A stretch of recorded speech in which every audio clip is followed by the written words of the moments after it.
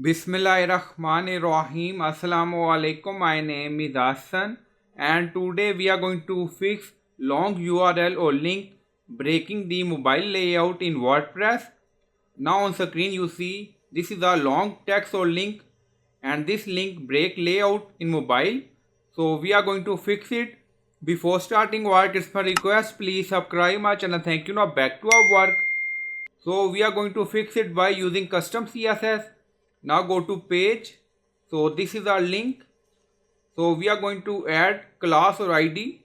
So you can add ID text.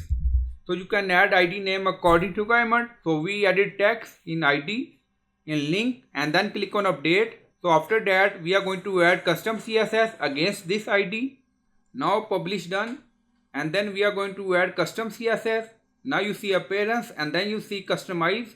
So open it and then you see additional CSS. So click on it and then we are going to add CSS. Now paste and you will find this CSS in video description or in comment section. Now you see ID text and then you see word wrap, break word, overflow wrap, anywhere, word break, break all, and then click on publish. Now publish done. Go to website page again, mobile layout, and refresh the page. And now you see our link appear correctly and not breaking mobile layout in WordPress.